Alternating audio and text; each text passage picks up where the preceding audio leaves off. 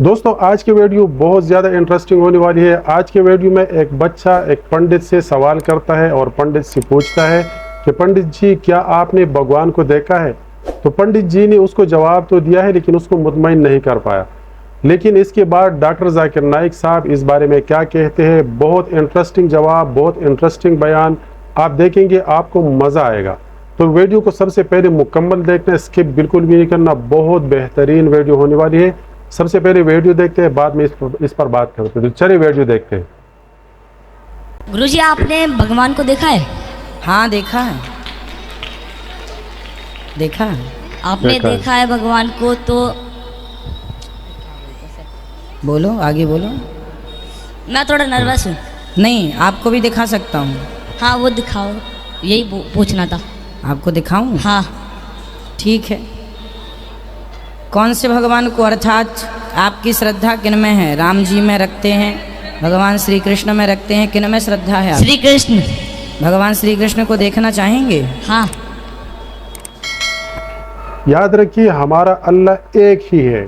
हम जब भी कुछ कहेंगे, जब भी कहेंगे अल्लाह को देखना है, अल्लाह से बात करनी, तो एक ही अल्लाह से बात करनी है। लेकिन यहाँ पर कहते हैं कि कौन सा भगवान, सवाल पैदा होता है। अभी अंदर आना, गौरी गोपाल भगवान बैठे हैं, देख लेना अपनी आंखों से। हाँ खुश रहो, ठीक है। अभी माइक दे दो, बच्चे को बात कर लें, बच्चे से उसको खड़े हो जा बेटा, बात कर लो सब। मैया, ओ मेरी माँ, बैठ जाओ, रखो, सब बैठ जाइए। अभी आना, अंदर दर्शन कर लेना। गौरी गोपाल भगवान का दर्शन किया आपने? हाँ। तो वो भगवान नहीं है क्या? हाँ है। फिर एक भगवान, आपसे एक और सवाल। हाँ दूसरा भी करना, तीसरा भी करना, पहले एक का प्रॉपर उत्तर ले लो। बेटा आपने हमसे पूछा, आपने भगवान को देखा है? सिर्फ हमने नहीं, आपने भी भगवान को देखा है। फर्क इतना है कि आप देखकर विश्वास नहीं करते, हम विश्वास करते हैं। हमने भी गौरी गोपाल भगवान जी को देखा, आपने भी देखा। बिहारी जी को आपने भी देखा, हमने भी देखा। तो आप बिहारी जी का दर्शन किए कि नहीं बेटा?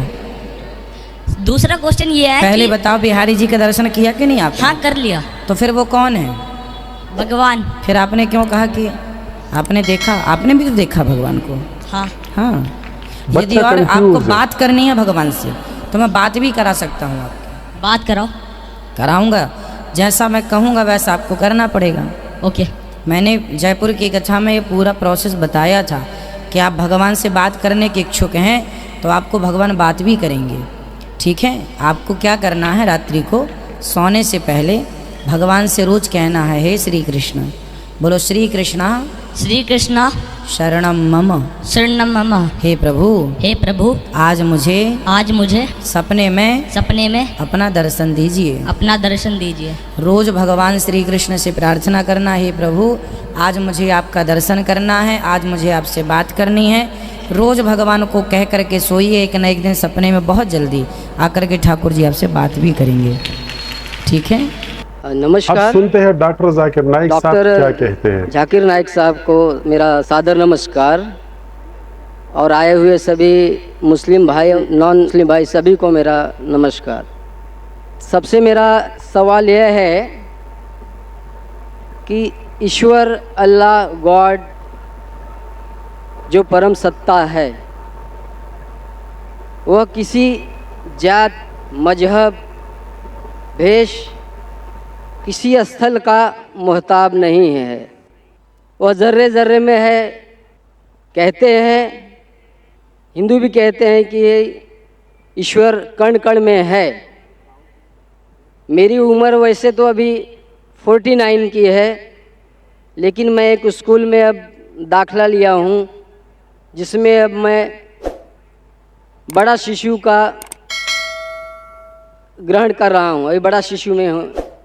तो वहाँ पर इस खुदा का जिक्र भी किया गया और उसका दर्शन भी कराया गया। कहते हैं कि सही मुसलमान वही है जो इस मुसल्लम को जाना है, देखा है, जो यहाँ नहीं सर्वत्र है। इंग्लैंड, अमेरिका, पाकिस्तान, सारा जहाँ जो है वही ईश्वर, अल्लाह, गॉड है। वह किसी समय किसी का मोहताज नहीं है। सवाल यही है, जो हमें ईश्वर के बारे में बताया गया है, तो वो ईश्वर यहाँ पर मौजूद है और डॉक्टर जाकिर साहब उसे दिखा सकते हैं? भाई साहब का सवाल है कि उसने कहा है कि उनकी उम्र 49 ईयर्स की है और उसने अभी अभी दाखिला लिया है और उसे पता लगा है कि ईश्वर महान है और ईश्वर ज़र्रे ज़र्रे में मौजूद है और वो सच कहता है, ताकतवर है। अक्सर चीज़ें आपने जो ईश्वर के बारे में कही है काफ़ी हद तक सही है, लेकिन इसमें कुछ मिलावट थी, आपकी हिंदू फिलॉसफी की और इस्लाम की मिलावट थी। आपने कहा कि ईश्वर यहाँ मौजूद है, सब जगह मौजूद है और अगर मौजूद है तो दिखा सकते हैं क्या नहीं। ये हिंदू फिलॉसफी है कि ईश्वर सारी जगह मौजूद है। कुरान मजीद में अल्लाह ताला कहते हैं कि ईश्वर अर्श पे है, ईश्वर की ताकत सारी जगह मौजूद है। Allah has power over all things, Allah की ताकत सारे कायनात पे है। जापान में, इंग्लैंड में, हिंदुस्तान में, वो चाहे तो कुछ भी कर सकता है, चाहे तो। लेकिन ईश्वर सब जगह मौजूद है, ये किधर भी नहीं लिखा है कुरान में, ना कुरान में ना कोई भी सही हदीस में, क्या ईश्वर सारे जगह मौजूद है। ईश्वर अर्श पे है। और आपने कहा कि ईश्वर अगर मौजूद है तो जाकिर साहब ईश्वर को दिखा सकते हैं क्या नहीं। जाकिर साहब ईश्वर को नहीं दिखा सकते, क्योंकि ईश्वर फरमाते हैं, अल्लाह ताला कुरान मजीद में फरमाते कि इस ज़िंदगी में आप उन्हें देख ही नहीं पाएंगे। ये असल पॉइंट है। मूसा अलैहिस्सलाम का जिक्र आता है कुरान मजीद में। मूसा अलैहिस्सलाम हमारे पैगंबर, वो अल्लाह से दरख्वास्त करते कि मैं आपको देख सकता हूँ, मैं आप में मानता हूँ कि आपको देख सकता हूँ। तो अल्लाह ताला फरमाते कि उस पहाड़ को देखो, उस पहाड़ को एक झलक दिखाऊंगा, आप पहाड़ को देखो क्या होता है। तो अल्लाह ताला जब अपनी झलक दिखाते उस पहाड़ को देख के मूसा अलैहिस्सलाम बेहोश हो जाते। पहाड़ को देख के, ईश्वर को देख के नहीं, ईश्वर को तो कोई देख ही नहीं सकता है। ईश्वर को हम अगली ज़िंदगी में अगर इस इम्तिहान में सफलता पाएंगे, कामयाब होंगे, जब जन्नत में जाएंगे तो इंशाअल्लाह हदीस में आता है कि हम अल्लाह का वजह देखना चाहेंगे, उसका चेहरा देखना चाहिए। इस दुनिया में नहीं देख सकते, देख ही नहीं सकते, मुमकिन ही नहीं है। हमारे पैगंबर मूसा अलैहिस्सलाम भी नहीं देख सकते थे। तो आप अगर पूछेंगे कि अल्लाह मौजूद है तो दिखाओ। और एक चीज़, मौजूद होने के लिए दिखना ज़रूरी नहीं है। मिसाल के तौर पे ये हवा मौजूद है, हमें दिख रही नहीं। क्योंकि हवा नहीं दिखती उसका मतलब नहीं कि हवा नहीं है। हवा अगर नहीं दिखती उसका मतलब नहीं कि हवा मौजूद नहीं है। देखना ज़रूरी नहीं मानने के लिए कि वो चीज़ मौजूद है कि नहीं। इसी तरीके से हम इंसान खुदा को देख नहीं सकते इस ज़िंदगी में। आखिरत में इंशाअल्लाह हम अगर सफलता पाएंगे और जन्नत में जाएंगे तो देख पाएंगे। Hope the answers the question. Mic number 4 में कोई खातून हूँ, नॉन मुस्लिम, तो सवाल करें। Assalamu alaikum to all of you. My name is Maya Sasani. I am staying at Vashi, Navi Mumbai. And my question is, why respected prophets and spiritual scripts were sent to Mid-Asia and nearby Europe, and why not to India? बहन का सवाल है कि profits mid Asia में भेजे गए हैं, Europe में भेजे गए, दिगर ममालिक में भेजे गए, इंडिया में क्यों नहीं भेजे गए? इंडिया में क्यों नहीं? कुरान मजीद में साफ तौर पे लिखा है, अच्छा सवाल, साफ तौर पे सूरह राद में सूरा नंबर 13 आयत नंबर 7 में, वली कुल्ली कौमिन हाद, हमने हर कौम में हिदायत देने वाला भेजा है। साफ तौर पे लिखा है कि अल्लाह सुब्हाना व तआला ने हर कौम में पैगंबर भेजा।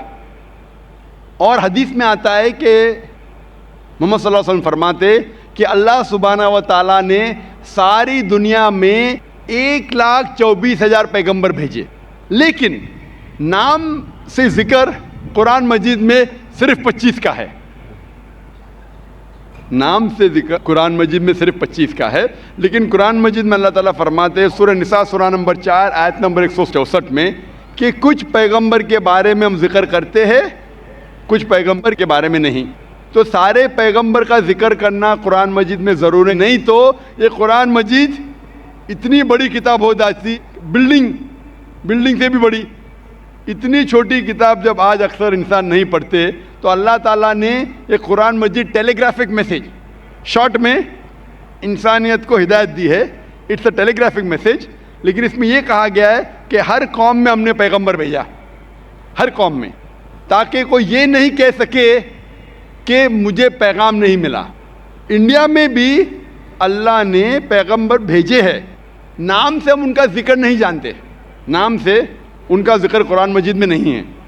लेकिन एक बात मैं ज़रूर कहना चाहूँगा कि जितने पैगंबर, आखिरी पैगंबर मोहम्मद सल्लल्लाहु अलैहि वसल्लम के पहले आए, उनका पैगाम महदूद था सिर्फ उन लोगों के लिए जहाँ उनने पैगाम दिया। जितने पैगंबर भी आखिरी पैगंबर मोहम्मद सल्लल्लाहु अलैहि वसल्लम के पहले आए, उनका पैगाम महदूद था सिर्फ उन लोगों के लिए। लेकिन क्योंकि मोहम्मद सल्लल्लाहु अलैहि वसल्लम आखिरी पैगंबर है और इसके बाद कोई भी पैगंबर नहीं आएंगे, इसका जिक्र है सूरह अहज़ाब में, सूरा नंबर 33 आयत नंबर 40 में, कि मोहम्मद सल्लल्लाहु अलैहि वसल्लम आखिरी पैगंबर है। इसीलिए मोहम्मद सल्लल्लाहु अलैहि वसल्लम सिर्फ अरबों या सिर्फ मुसलमानों के लिए नहीं भेजे गए थे, वो सारी इंसानियत के लिए भेजे गए थे। कुरान मजीद में लिखा है सूरह अंबिया में सूरा नंबर 21 आयत नंबर 107 में, वमा अरसलनाका इल्ला रहमतल लिल आलमीन, कि हमने तुम्हें भेजा सारी इंसानियत के लिए, सारे जहां के लिए, सारे आलमीन के लिए। क्योंकि मोहम्मद सल्लल्लाहु अलैहि वसल्लम आखिरी पैगंबर थे, इनके बाद कोई पैगंबर नहीं आएगा, इसीलिए वो सिर्फ मुस्लिम या मुसलमान या अरबों के लिए नहीं, सारे इंसानियत के लिए भेजे गए थे। और कुरान मजीद के पहले कई पैगाम आए, कई वही आए, जितने पैगाम अल्लाह के तरफ से आए कुरान मजीद के पहले, वो सिर्फ महदूद थे चंद लोगों के लिए। लेकिन क्योंकि कुरान मजीद अल्लाह का आखिरी कलाम है, वो सिर्फ अरबों या मुसलमानों के लिए नाजिल नहीं किया गया था, वो सारे इंसानियत के लिए नाजिल किया गया है। और इसका जिक्र आता है सूरह इब्राहिम में सूरा नंबर 14 आयत नंबर 52 52, और सूरह बकरा सूरा नंबर 2 आयत नंबर 185 में, कि हमने ये कुरान सारी इंसानियत को हिदायत के लिए नाजिल किया है।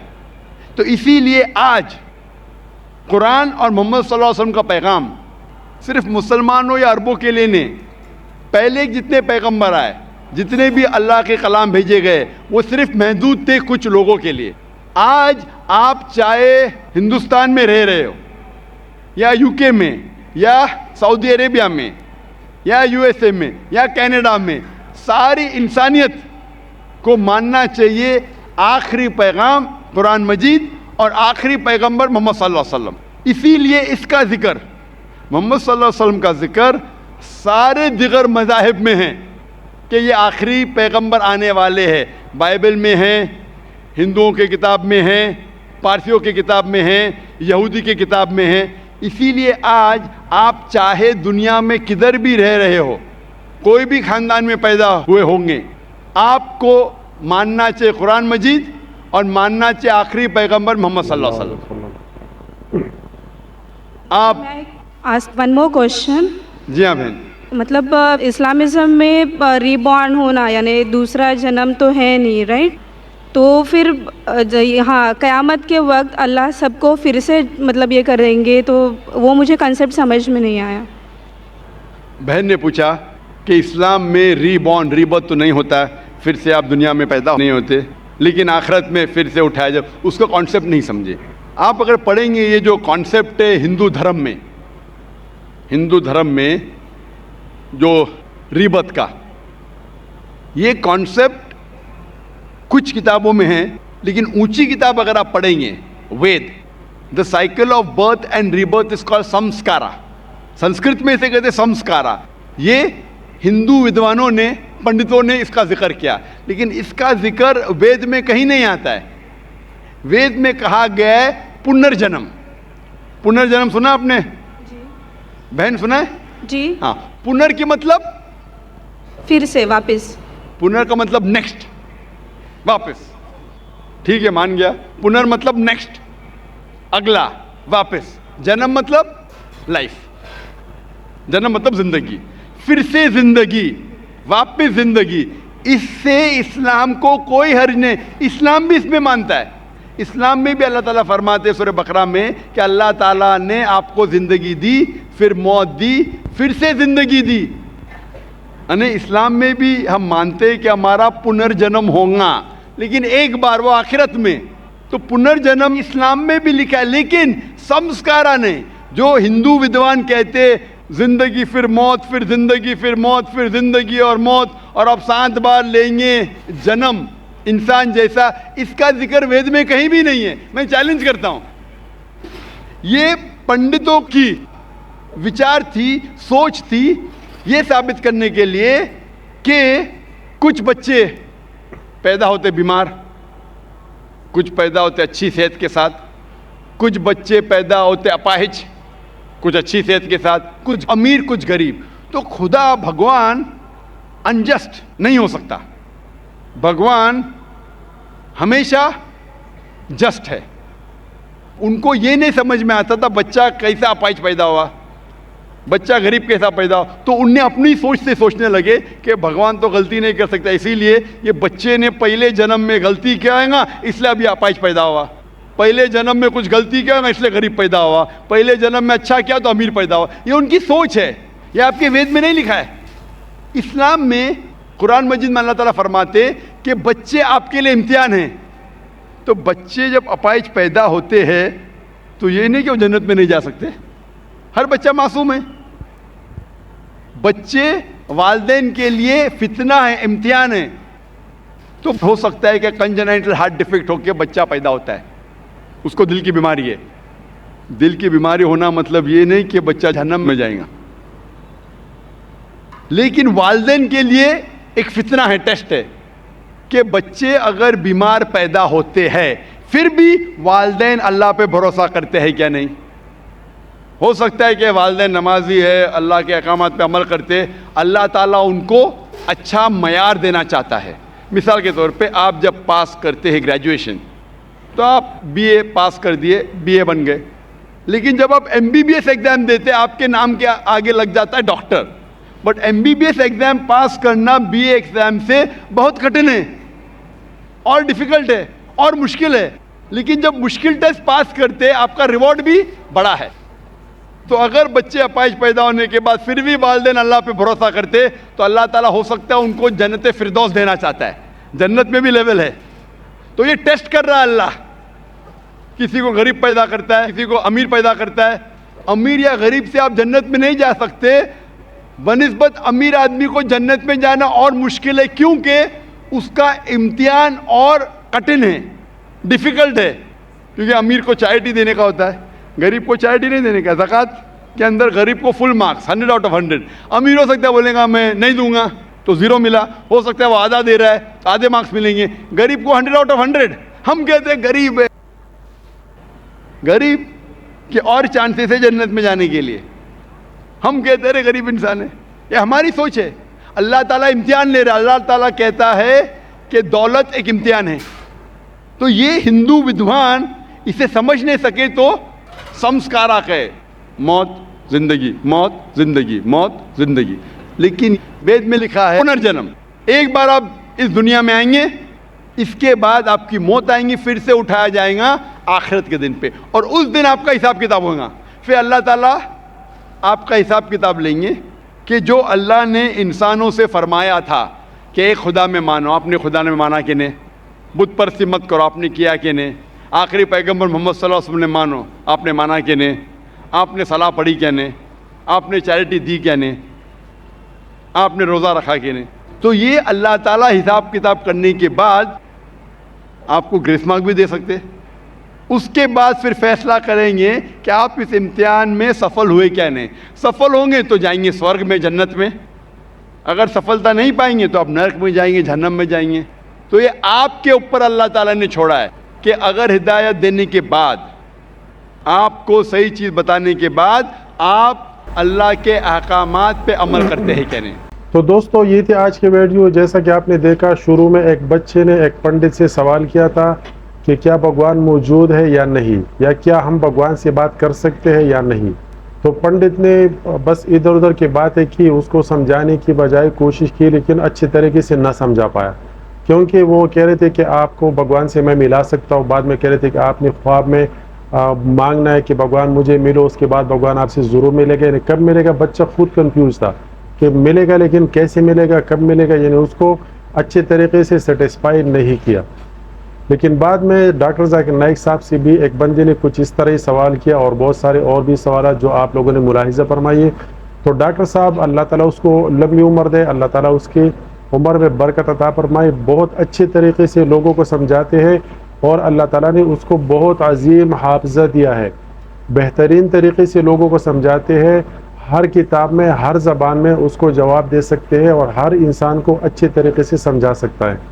तो जैसा कि बच्चे का सवाल था कि क्या हम भगवान से बात कर सकते हैं, तो मुस्लिम कम्युनिटी में क्या होता है कि हम अल्लाह ताला से बात कर सकते हैं, लेकिन किस तरीके से, इसके लिए एक हद मुकर्रर है। अगर आप अल्लाह ताला से बात करना चाहते हैं तो आप अल्लाह ताला को देख नहीं सकते, हाँ, लेकिन अल्लाह ताला से बात इस तरीके से कर सकते हैं कि आप इबादत करें, आप नमाज़ पढ़ें, आप दुआ के लिए हाथ उठाएं, और अल्लाह ताला के साथ आप मुज़ाकिरात करें, अल्लाह ताला के साथ आप गुफ्तगू करें, अल्लाह ताला से आप मांगे, अल्लाह ताला के सामने आप रूबरू होके अपने दिमाग में ये बात बैठा के कि मैं अल्लाह ताला के सामने, अल्लाह ताला के कुदरत के सामने मैं बैठा हुआ हूँ, मैं दोजाना होके बैठा हुआ हूँ, मैं कायदे पे या सिजदे पे मैं लेटा हुआ हूँ, और मैं अल्लाह ताला से मांगता हूँ, मैं अल्लाह ताला से फरियाद करता हूँ, मैं अल्लाह ताला से बातें करता हूँ। अपने जितनी भी आपकी तकालीफ है, जितने भी आपके मसाइल है, जितनी भी आपके अंदरूनी आपके ज़िंदगी में जितनी भी मुश्किलात है, आप अल्लाह ताला से उसके बारे में बताते हैं, आप शिकवा करते हैं अल्लाह ताला से। तो ये होती है अल्लाह ताला से बात करना। लेकिन चूँकि इस तरह कभी नहीं होता कि आप अल्लाह ताला से मिलेंगे और इस टाइम पे मिलेंगे और उस टाइम पे मिलेंगे, और यहाँ पे इस भगवान से मिलेंगे और वहाँ पे उस भगवान से मिलेंगे। तो अल्हम्दुलिल्लाह मुसलमानों का एक ही अक़ीदा है कि अल्लाह ताला वाहिद है, एक ही है, और अल्लाह ताला अर्श में होते हैं, और उसके बाद अल्लाह ताला का कुदरत, अल्लाह ताला का निज़ाम पूरी दुनिया में हर चीज़ में है, हर चीज़ में राइज है। जिस तरह के लोग कहते हैं ना कि अल्लाह ताला हर जगह मौजूद है, उसका मतलब ये है कि आपके तमाम हरकत व सकनात आप जो भी करते हैं अल्लाह ताला की कुदरत से, अल्लाह ताला के हुक्म से करते हैं। इसी वजह से लोग कहते हैं कि अल्लाह ताला हर जगह मौजूद है, यानी कि अल्लाह ताला का कुदरत हर जगह मौजूद है, अल्लाह ताला का निज़ाम हर जगह मौजूद है। अगर दुनिया में हवा चलती है तो अल्लाह ताला के हुक्म से, अगर दुनिया में दिन और रात होती है तो अल्लाह ताला के हुक्म से, अगर सूरज तुलू होता है या गुरूब होता है, यानी शाम होती है और सुबह होती है, तो अल्लाह ताला के हुक्म से होता है। बारिश होती है तो अल्लाह ताला के हुक्म से होता है। अगर कोई आप तो फसल करे, मिसाल के तौर पर आप ज़मींदार हैं, आप किसी फसल को उगाते हैं, किसी दरख्त को आप उगाते हैं, तो उसमें जो फल आता है अल्लाह ताला के हुक्म से आता है। इंसानों के अंदर बच्चे पैदा होते हैं और तादाद बढ़ती है तो अल्लाह ताला के हुक्म से होता है। जब अल्लाह ताला चाहता है तो किसी को औलाद से नवाजता है, नहीं चाहता तो किसी को औलाद से नहीं नवाजता। तो इसी तरीके से हम अल्लाह ताला से बात कर सकते हैं, लेकिन करने का यही तरीक़ा होता है कि हम अल्लाह ताला के सामने, अल्लाह ताला के हुजूर पेश होके अल्लाह ताला से मांगते हैं, अल्लाह ताला से अपनी तमाम बातें शेयर करते हैं, अल्लाह ताला को अपनी तमाम बातों के बारे में बताते हैं, अपनी शिक पे बताते हैं कि अल्लाह ताला दुनिया में हमारे साथ ये मामलात होते हैं, हम कमज़ोर हैं, हम आपके रहम करम पर है।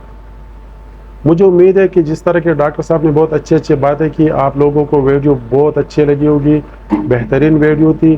तो आप कोशिश करें वीडियो को ज़्यादा से ज़्यादा शेयर भी करें, और इस वीडियो को लाइक भी करें, और प्यारा सा कमेंट भी कीजिए, ताकि आप लोगों का राय भी हम तक पहुंच जाए। आप लोग इस बारे में क्या कहते हैं और आप लोगों का क्या राय है, एक प्यारा सा कमेंट ज़रूर लिख दीजिएगा। और अगर चैनल पर पहली बार या आपने अभी तक सब्सक्राइब नहीं किया तो गुजारिश है चैनल को ज़रूर से सब्सक्राइब कीजिएगा। इंशाल्लाह इसके बाद किसी और अच्छी से वीडियोस के साथ हम मिलेंगे। अल्लाह हाफिज़, अल्लाह ने कहवान।